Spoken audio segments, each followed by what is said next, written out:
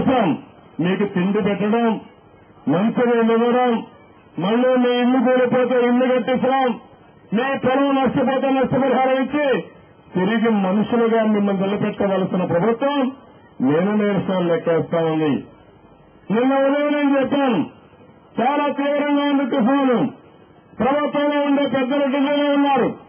ఇమ్మీడియట్గా రండి, క్షేత్రస్థాయికి వెళ్ళండి, గ్రామాలకు వెళ్ళండి, న్యాయం చేయమని డిమాండ్ చేస్తే లేజర్గా అన్ని మీటింగ్లు చూసుకుని నిన్న సాయంత్రం వచ్చే ముఖ్యమంత్రి పట్టించుకోకుండా ఈ రోజు రివ్యూ పేరుతో హైదరాబాద్ లో పడుకుంటే ఇక్కడ మీ కష్టాలు తీరుతాయని మిమ్మల్ని అడుగుతున్నాను. ఓసారి బాధ, ఓసారి సభ్యతత్వం వస్తుంది. వీళ్ళు చేసే పనుల వల్ల మీకు చాలా ఇబ్బందులు వచ్చాయి.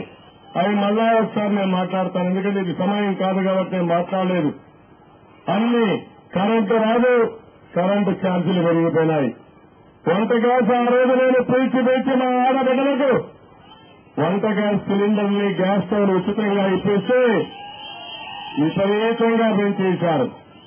కొత్త కనెక్షన్ కావాలంటే 5,000, గ్యాస్ సిలిండర్ 1000 రూపాయలు. అందుకే నేను చెప్పాను 6 సిలిండర్లు చాలు, 10 సిలిండర్లు ఇస్తానని చాలా స్పష్టంగా హామీ కూడా ఇచ్చాను. ఇక్కడ ఆ సంవత్సరం మళ్ళా నిత్యావసర వస్తువుల ధరలు పెరిగాయి. మంచినీళ్ళు ఎన్ని మాట్లాడుకున్నాం. ఈ రోజు నిన్న అందరినీ కోరేది, ప్రజలు ఇబ్బందుల్లో ఉన్నారు, రైతులు ఇబ్బందుల్లో ఉన్నారు. 15 సార్లు ప్రకృతి వైపరీత్యాలు మన రాష్ట్రంలో వచ్చాయి. 56,000 కోట్లు కావాలని అడిగారు. 56,000 కోట్లు కావాలని రాష్ట్రం అడిగితే కేంద్రం ఇచ్చింది 2,000 కోట్లు.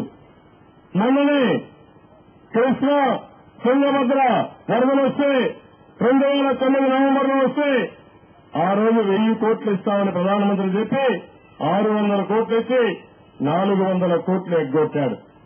మొన్నే కరువు వస్తే అన్ని రాష్ట్రాలకు డబ్బులు ఇచ్చారు, మనకు మాత్రం డబ్బులు ఇవ్వలేదు. దానికి కారణం ఈ ముఖ్యమంత్రి, ఈ ప్రభుత్వం యొక్క అసమర్థత. ఈ రోజు ఇంకో పక్క మీరు చూస్తే 32 మంది ఎంపీలు మన దగ్గర ఉన్నారు.